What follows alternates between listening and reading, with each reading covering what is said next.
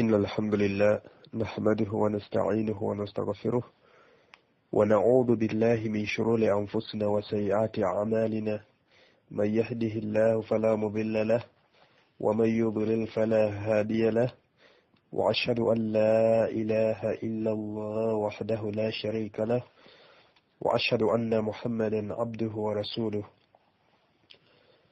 يا أيها الذين آمنوا اتقوا الله حق تقاته ولا تموتن إلا وأنتم مسلمون يا أيها الناس اتقوا ربكم الذي خلقكم من نفس واحدة وخلق منها زوجها وبث منهما رجالا كثيرا ونساء واتقوا الله الذي تسألون به والأرحام إن الله كان عليكم رقيبا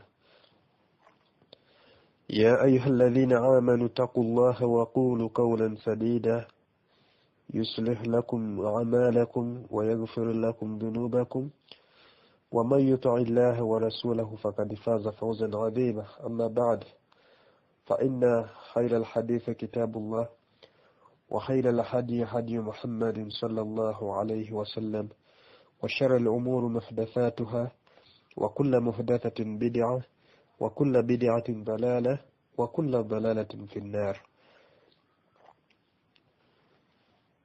Sono okutendereza Allah fenna gwe tumanyi talina matendo makendeevu. Tumusaba Allah asobola okusaasira n'emirembe ku Maka Muhammad sallallahu alayhi wasallam. Mpozi oluvannyuma lw'okulaba ebintu ebizuule oba ebyo oba ne tulaba bidia ezikolebwa mu kwaziina, twalabako ku bintu ebikulu ebikwata ku kwaziina mu musomo gwaffe ogwayita.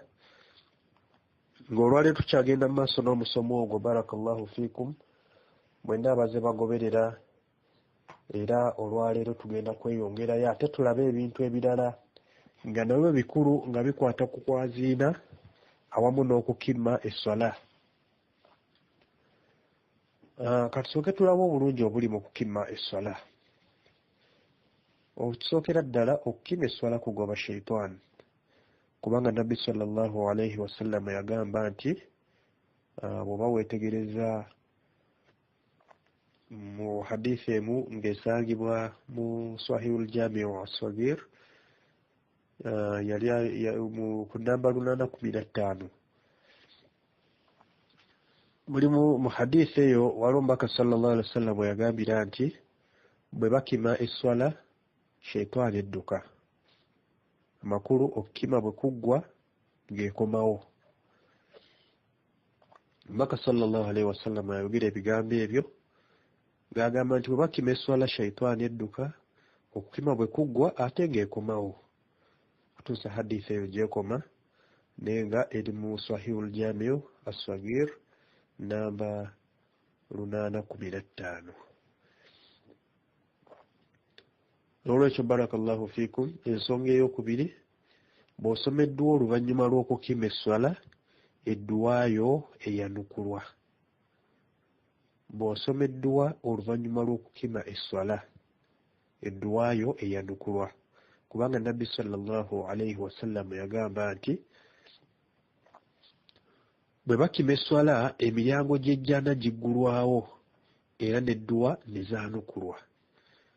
Ng'eyo nno hadithi tujja okufunako obujulizi ku nsonga eyo, ojja gisanga mu Sunan Tirmidhi namba 255. Okukima esswala kulamulwa kutya? Okukima esswala kulamulwa kutya?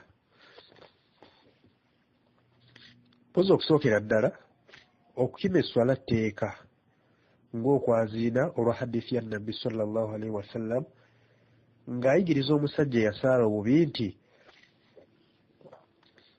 ngenda kulondamu ebigambo ebimu naye nga hadithi eno era nayo eri mu Sahihul Jami' as-Saghir namba 740, namba 740 mu Sahihul Jami'. Omubaka sallallahu alayhi wasallam mu hadithi eyo bwe yali ng'alagirira omusajja oyo ayina we yagambira nti oluvannyuma yaziina bw'omala okwaziina kima esswala. Okiwulidde? Oluvannyuma yaziina bw'omala okwaziina kima esswala okutuusa hadiisi eyo gyekoma. Wabula ng'ekyobutakima swala tekigitta newankubadde nga tteeka. Ekyobutakima swala tekigitta newankubadde nga tteeka. Ekyo nyongera okukikaatiriza. Twewala abamu ku bibuuzo oli ayinza okubuuza n'agamba nti ekitegeeza bwe basikimye swala esswala yange efa. Nedda, ekyo kyembadde ngezaako okutangazaawo. N'olwekyo katulabe kiki ekyogerwa nga bakima esswala. Kiki ekyogerwa nga bakima esswala? Omuntu yenna awulira okukima esswala ayogera ebigambo bye bimu ng'omukimi w'esswala by'ayogera okuggyako ku kigambo hayya ala al-sala oba hayya ala al-falah, awaddamu nti la hawla wala quwwata illa billah. Ngera bwe twakiraba mu kwaziina ne wano mu kukima esswala era bwe kikolebwa. Ku nsonga eno Nabbi sallallahu alayhi wasallam yagamba nti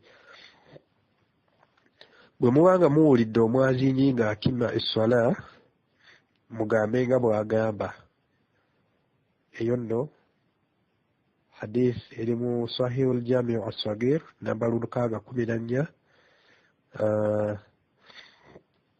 oba mu silsilatul ahadith as-sahiha namba 1328. Naam, katulabe tugenda gezaako ng'ejje tuli ku musomo guno ogw'okwaziina n'okukima esswala. Njagadde ntunuulire ebimu ku bibuuzo ebitera okubuuzibwa ku swala mu kabanga kano akali wakati w'okwaziina n'okukima esswala. Tugezeeko okulaba nga tubyanukula bisobola okubeera nga bitegeerekeka era nga bituwa ekyokuyiga ku ebyo ebikwata ku kwaziina awamu n'okukima esswala. N'olwekyo barakallahu fiikum, kye kitundu ky'omusomo gwaffe ekisooka kye tugenda okubeera nga tutambulirako. Ng'ekisooka kigamba bbanga ki eribeera wakati w'okwaziina n'okukima esswala. Naam, wakati w'okwaziina n'okukima esswala wateekeddwa okubaawo ebbanga oba ekiseera ekisobozesa abasaaze okweteekerateekera esswala n'okujja okusaala. Era bwe litabaawo olwo okwaziina kwe tuyita okukoola kuba tekukyalina mugaso oba kubanga tekufunyise mugaso ogwako bulungi. Kubanga Nabbi sallallahu alayhi wasallam yagamba nti bw'oba osomye mu Bukhari n'osoma omulyango ogwokubiri ku namba 126 oba n'ogenda mu kitabo kya silsilatul ahadith as-sahiha namba 887 ojja kulaba ebigambo bino. Mbaka sallallahu alayhi wasallam yagamba nti teeka wakati w'okwaziina kwo n'okukima esswala oba teeka wakati w'okwaziina kwo n'okukima esswala ebbanga omuntu lyayinza okumaliramu ekyetaago kye eky'amaanyi oba ekigero omuntu w'amalira okulya emmere ye. Ntegerekeka? Tugambye Mbaka sallallahu alayhi wasallam yagamba nti teeka wakati w'okwaziina kwo n'okukima esswala ebbanga omuntu lyayinza okumaliramu ekyetaago kye eky'amaanyi oba ekigero omuntu w'amalira okulya emmere ye. Olwekyo barakallahu fiikum wa jazakumullahu khair. Katulabe ensonga endala. Omuntu atayaziinye akkirizibwa okukima esswala. Omuntu atayaziinye akkirizibwa okukima esswala. Naam, kikkirizibwa atayaziinye okukima esswala naddala ng'omwaziinyi akeereye olw'ensonga eteebereka. Naye ng'ekisinga obulungi eyayaziinye yaba akima esswala. Omumanyi ayitibwa Shawkani mu makulu g'ebigambo bye yategeeza nti omuntu akkirizibwa okukima esswala naddala ng'omwaziinyi yamuwadde olukkusa oba ng'omwaziinyi aluddewo okujja. Wabula tekikkirizibwa buli swala omwaziinyi n'aba mulala n'akima esswala n'aba mulala. Mpozi waliwo hadithi enkyamu, waliwo hadithi enkyamu egamba nti omwaziini yateekwa okukima esswala. Hadithi eyo si ntuufu ng'abamanyi bwe bakiraga mu Sharh Sunna omulyango gw'okubiri ku nnamba 302. Era ojja gisingana ne mu silsilatul ahadith ad-da'ifa nga ye nnamba 35. Nabagamba ku kitabo kino mulundi guli bwe naleeta okwazinira omwana omuto ne ngamba hadithi ezo z'olaba ezisangibwa mu silsilatu ahadith ad-da'ifa namba 35, eno hadithi zitwala namba 35, naye nga hadithi ezisangibwa mu kitabo ekyo ziba hadithi nnafu, era nga bw'owulira erinnya ly'ekitabo ekyo silsilatul ahadith ad-da'ifa. N'olwekyo barakallahu fikum, ndowooza ekyo kitegerekese. Naam, ekibuuzo ekirala, olukima esswala nga tusaalirawo, oluba okukima esswala nga tusaalirawo, ekyo bwe kyalibadde okuggyako nga waliwo ekintu ekiguddewo ekitayinza kulindirizibwa, okugeza ng'okutereeza ennyiriri eziba zitateredde, era ensonga eyo bweggwa mu bbanga ttonotono, okukima esswala tekuddibwamu, wabula ekyo kibaawo naddala nga waliwo ensonga etebereka ate n'ekiseera ky'esswala nga kikyali. Naam, n'ekyo nsuubira kitegerekese. Okwogera oluvannyuma lw'okukima esswala, si kirungi okwogera oluvannyuma lw'okukima esswala okuggyako nga waliwo ekirongoosebwa esswala esobole okusaalibwa obulungi, naye bwe watabaawo nsonga tetukkirizibwa kwogera. Naam, ekirala, esswala eyakuyiseeko bw'oba ogenda kugisaala okima esswala oba nedda? Naam, nga bwe twagambye ku kwaziina, kubanga ensonga eno twagyogerakokko mu kwaziina, n'esswala eyakuyiseeko bw'otuuka okugisaala olina okukima esswala, olwo olyoke ogisaale, wabula tekitegeeza nti bw'oba toyaziinye nakukima swala nti olwo esswala yo nfu. La, ekyo si kitegeeza. Esswala yo ntuufu, naye ng'ekisingako obulungi yaziina okima esswala olyoke ogiyimirizeewo. Naam, ekirala, bw'ogatta esswala okima esswala emirundi ebiri.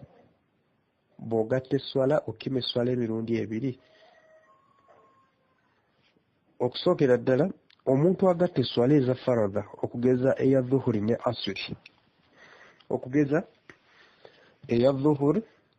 ne asiri, ayaziina omulundi gumu ate n'akima esswala emirundi ebiri. Kwe kugamba nti asooka n'ayaziina n'akima esswala n'asaala dhuhuri, bw'amala ate n'addamu n'akima esswala omulundi ogwokubiri n'asaala asiri. Ensonga eno gisange mu Zaadul Mi'aad omulyango ogwokubiri nnamba 234. Ono abuuza okusaalayo ku sunna oluvannyuma lw'okwaziina.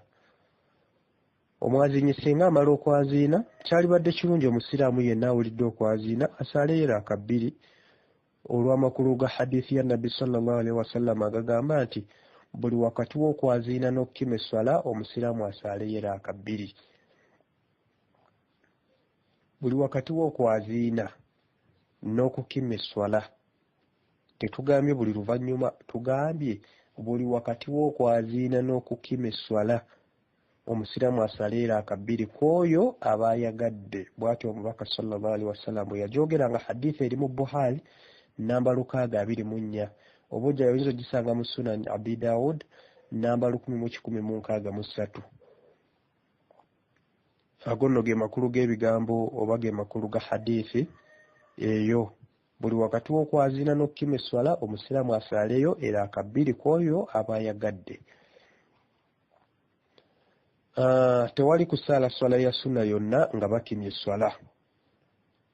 bwe bakima esswala ng'omuntu abadde asaala sunna agisazaamu ne yeegatta ku swala eya faradha so si kulemera mu swala eya sunna ate ng'eno banne batandise dda okusaala esswala eya faradha kuba nabbi sallallahu alaihi wasallam yagamba nti esswala bw'ebanga emaze okukimibwa tewali swala ya sunna oba tewali swala yonna ekkirizibwa kusaalibwa okuggyako esswala eya faradha ategeeza eyo gye baba bakimye. Era gwayagala obujulizi soma mu Bukhari omulyango gw'okubiri namba 175 oba ginoonye mu Sahihi Muslim namba 712. Kitegerekese. Imaamu Nawawi yagamba mu makulu g'ebigambo bye nti teri akkirizibwa kusaala swala ya sunna nga bakimye esswala newankubadde ng'akakasa nti wanaagimalira anaasanga imaamu tannatoola salaamu. Ebyo Imaamu Nawawi yabyogera annyonnyola hadiisi eyo yennyini gye tusoose okusoma waggulu awo ey'omubaka sallallahu alaihi wasallam. Singa emmere etuukira mu kiseera ky'okusaala tusooka kukola ki ku byombi? Kino nakyo kibuuzo kirala nti singa emmere etuukira mu kiseera eky'okusaala tusooka kukola ki ku byombi? Okunnyonnyola okwanukula ekibuuzo kino, singa emmere etuukira mu kiseera ky'esswala emitima gyaffe okutebenkera obulungi mu swala kirungi omuntu asooke kulya oluvannyuma alyoka asaale. Nabbi sallallahu alaihi wasallam yagamba nti singa esswala eyimirizibwawo okugeza eya Aisha ate n'ekyeggulo nakyo ne kireetebwa musookenga kulya kyaggulo. Musookenga kukola ki? Musookenga kulya kyaggulo. Hadiisi eno wadde ng'eyogedde ku kyaggulo kyokka ezingiramu n'ebijjulo byonna ebiteekebwateekebwa ng'esswala etuuse, naye ekyo tekitegeeza nti bw'osooka okusaala n'olyoka olya esswala yeefa. Si kye kitegeeza, wabula ekisingako obulungi kwe kusooka okulya olw'okwewala okusaala ng'omutima gulowooza mmere. Ensonga eno osobola okweyongera okugyetegereza mu Bukhari omulyango ogwokubiri namba 186 mpaka ku 119 oba n'osoma mu Sahih Muslim omulyango ogwokusatu n'osoma okuva ku 51 mpozi n'osoma ku 51 na 52. Katulabe n'akasonga kano ak'okupapa nga bakimye esswala. Okupapa nga bakimye esswala. Bangi muffe bwe tuwulira esswala ng'ekimibwa tupapa okugenda okusaala, omuntu n'atuuka n'okudduka, olwo n'atuuka mu swala ng'aweekeera atuuyanye n'ebiringa ebyo. Enkola si ntuufu.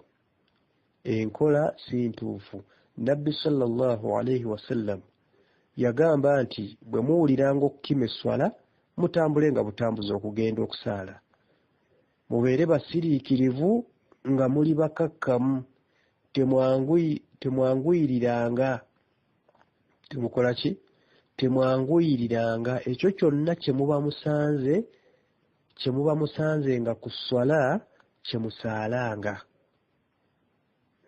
Tugambye omubaka sallallahu alaihi wasallam yagamba nti bwe muwuliranga okukima esswala mutambule nga butambuzi okugenda okusaala, mubeere basiriikirivu nga muli bakakkamu, temwanguyiriranga. Ekyo kyonna kye muba musanze nga ku swala kye musaalanga, ate ekiba kibayiseeko mukijjuze. Barakallahu fiikum. Bw'atyo omubaka sallallahu alaihi wasallam yagamba, era nga hadiisi eyo esangibwa mu Bukhari namba 636. Hadiisi endala etutegeeza nti olumu ku basahaba bajja mu muzikiti okusaala nga banguyirira. Esswala bwe yaggwa, Nabbi sallallahu alaihi wasallam n'ababuuza nti mubadde ki nga muzze mwanguyirira? Ne bamuddamu nti tubadde twanguwa kusanga swala. N'abagamba nti temuddamu okukikola.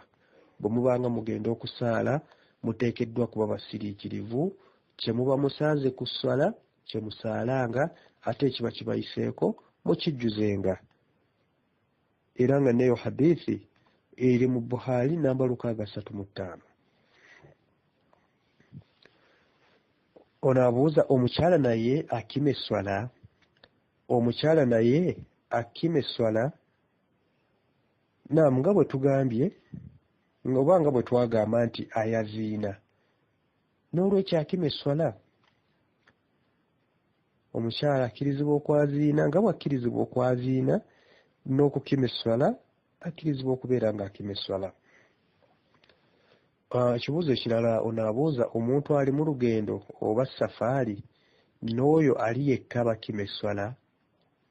Omuntu ali mu lugendo n'oyo ali yekka bakima esswala, ye bonna baaziina ate bwe bamala ne bakima esswala ng'abalala. Bonna baaziina oluvannyuma ne bakima esswala ng'abalala bwe bakola. Katulabe okukima esswala ku Eid nga bwe twagamba nti ku Eid tebaaziina, ku Eid tebaaziina na bwe kityo tebakima sswala. Katulabe ebintu ebizuule nga bwe twalaba ebintu ebizuule mu kwaziina musomo gwaffe ogusembyeyo, kati ate waliwo n'ebizuule mu kukima esswala. Waliwo n'ebizuule mu kukima esswala. Ebizuule mu kukima esswala, ekisooka okusoma suratul Ikhlas ng'ogenda kukima esswala. Ekyokubiri okugamba nti assalaatu wassalaam ng'ogenda okukima esswala. Ekyokusatu okwogera ekigambo sayidina mu kukima esswala. Ekyokuna okwogera ekigambo aqaamaha Allahu wa adaamaha, aqaamaha Allahu wa adaamaha. Oluvannyuma lw'omwaziinyi okugamba nti qad qaamati ssala, ekyo nno nakyo kizuule bid'a. Ekyokutaano okukima esswala mu kutu kw'omwana omuto nga bwe twakyogerako emabega, ne tugamba nti obujulizi obuliwo ku nsonga eyo bwe bwa hadiisi egamba nti tumwaziinira bwaziinizi. N'ate ne hadiisi eyo twagyogerako, hadiisi eyo ne tugamba nti hadiisi nafu, n'olwekyo temukyesembesa ne mugamba nti nno Sheikh Muhammad yatugamba nti omwana tukola tutya, tukkirizibwa okumwaziinira. Hadiisi gye nabawa eyogera ku nsonga eyo hadiisi nafu, so nabwe kityo si hadiisi oba kino ekirala ekyokubeera nti okukima esswala mu kutu kw'omwana omuto, nga bwe twabagamba nti waliwo enkola ey'okumwaziinira mu kutu okwa ddyo ate n'okukima esswala mu kutu okwa kkono. Ekyo si kituufu era kizuule eky'okukima esswala mu kutu kw'omwana omuto nga bwe twakyogerako emabega. Twakyogerako abaze mugoberera emisomo kakasa nti ensonga eyo yategeerekeka. Nsuubira gwe musomo ogusembyeyo bwe twayogerera ku nsonga eyo. Naam, barakallahu fiikum. Akadde ndaba nga katambudde, naye katulabe katwanjule ensonga eno ey'okutereeza ennyiriri. Tulyoke tugirabe mu musomo gwaffe ogugenda okubeera nga guddirira guno insha Allah. Okutereeza ennyiriri kye kimu ku bintu Omubaka sallallahu alaihi wasallam bye yatukubiriza ennyo okutunuulira nga tetunnatandika kusaala. Naye ekyewuunyisa nga kikwasa n'ennaku mu mulembe gwaffe guno, kwe kubanga ensonga eno bangi mu ffe tetugifaako, naddala ba imaamu. Ate bwe wabaawo baganda baffe abamu abawaddeyo okussa ensonga eno mu nkola, waliwo be kiyisa obubi ng'oli alinga akoze ekya haraamu. Naye ng'ensonga eno oluusi eva ku butamanya ddiini yaffe, kuba abamu kye bamanyi ku swala kufuna wudhu, kwaziina, kukima swala ng'olwotandika kusaala, oluusi buba bugayaavu. N'olw'ensonga eno ekyokutereeza ennyiriri kyenvudde sikibuusa maaso mu misomo gyaffe gino. Okutereeza ennyiriri tujja kugigaziyiza mu nsonga zino wammanga. esooka tugenda kulaba okutereeza ennyiriri kyeki. Okutereeza ennyiriri kyeki. Tulabe obulungi obuli mu kutereeza ennyiriri. Tulabe obukulu obuli mu lunyiriri olusooka. Tulabe obukulu obuli mu kutereeza ennyiriri. Tulabe okutereeza ennyiriri kiramulwa kitya. Tulabe ennyiriri zitereezebwa zitya. Ababiri basimba batya. Bw'osanga ng'ennyiriri zijjudde gw'oteekwa kusimba wa. Obutasimba mu mpagi ya muzikiti. Ebyo byonna tugenda kubyogerako. Tetusitula amaloboozi nga tutereeza ennyiriri. Abaana abato basimba bokka. Baani abateekwa okuba okumpi ne imaamu. Ebyo nno bye tugenda okugaziya oba bye tugenda okwogerako nga tugaziya ku nsonga ey'okutereeza ennyiriri. Wa barakallahu fiikum. Katwogere ku nsonga esooka nga tugaziya mu nsonga ezo zenjogedde waggulu. Ndowooza tugenda kwogera ensonga nga bbiri olw'obufunda bw'obudde. Ndaba ne kakilipu nako kawanvuye. Wa barakallahu fiikum. Katulabe okutereeza ennyiriri kyeki. Omumanyi ayitibwa Nawawi yagamba nti ekigendererwa mu kutereeza ennyiriri kwe kusooka okujjuza olunyiriri olusooka. Ne tuzzaako oluddako n'oluddako n'okuziba emyagaanya era ne bakakkana bulungi abasaaze ne waba nga tewali akulembezza kifuba kye ku munne amulinaanye. Era ne watasimbwa lunyiriri lwakuba ng'olusooka terunajjula. Era oli n'atayimirira mu lunyiriri lwakubiri ng'olusooka tannalujjuza. Olwo nno ebigambo ebyo ojja bisanga mu Al-Majmuu omulyango ogwokuna ku nnamba 226 ekya Nawawi. Bw'atyo bw'agamba. Nkiddamu agambye ekigendererwa mu kutereeza ennyiriri kwe kusooka okujjuza olunyiriri olusooka ne tuzaako oluddako n'oluddako n'okuziba emyagaanya era ne bakakkana bulungi abasaaze ne waba nga tewali akulembeza kifuba kye ku munne amuliraanye era ne watasimbwa lunyiriri lwakubiri ng'olusooka terunajjula era oli n'atayimirira mu lunyiriri lwakubiri ng'olusooka tannalujjuza. Katulabe ensonga ey'okubiri, obulungi obuli mu kutereeza ennyiriri. Obulungi obuli mu kutereeza ennyiriri. Hadiisi nnyingi nnyo ezava ku mbaka ezinnyonnyola obulungi bw'okutereeza ennyiriri nga bwe tugenda okuziraga wammanga insha Allah. Esooka ngenda leetayo hadiisi 3.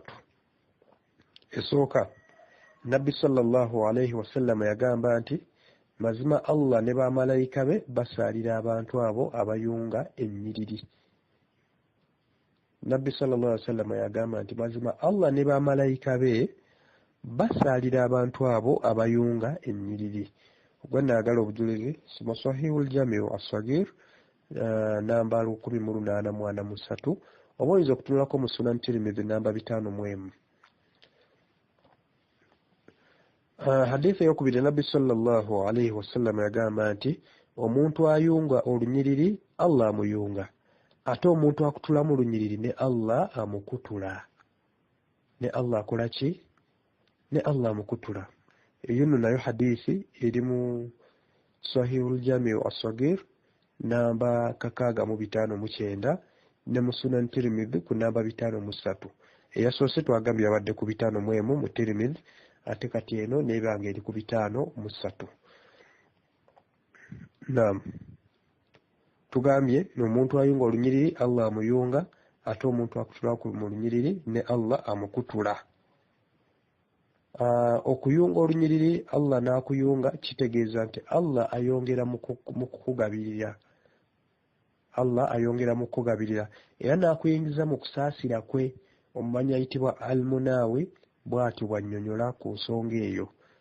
Ate omumanyi ayitibwa Suyuti bwe yali annyonnyola amakulu g'okuyunga olunyiriri yagamba amakulu g'ebigambo bye nti kwe kubanga olabye omwagaanya n'oguziba oba n'okulaba ng'olunyiriri terujjudde n'olujjuza. Ate okutula olunyiriri kwe kutula mu lunyiriri ate nga togenda kusaala. Amakulu kwe kutuula mu lunyiriri ate nga togenda kusaala. Oba n'ogaana omuntu aba agenda okuziba omwagaanya ng'awoza nti nze tebanyiga. Era nsuubira nti ku nsonga eno bangi nnyo muffe abazze babuuza ku nsonga eno ey'okubeera nti oli ogezaako okugula nti oziba omwagaanya, bw'oguziba bwakutula n'asemberayo oba n'akola atya. nga bwe mbadde mbinnyonnyola naye ensonga bw'eti bw'eri. Ensonga eyokusatu, Nabbi sallallahu alaihi wasallam yagamba nti tewali luta lusinga mpeera kusinga luta muntu lw'atambula ng'abadde agenda kuziba omwagaanya gw'aba alabye mu lunyiriri n'aguziba. Omubaka sallallahu alaihi wasallam yagambye ebigambo ebyo gwabyetaaze. Soma Sahihul Jamiu ku namba 504. Wa barakallahu fiikum. Nja kusaba nkome wano olw'okuba nti obudde bwaffe buba buweddeko. Omulundi ogujja insha Allah tujja kubeera nga tutandikira aho. Waffaqallahu al-jami'u lima yuhibbuhu wa yarda. Walhamdulillahi rabbil alamin.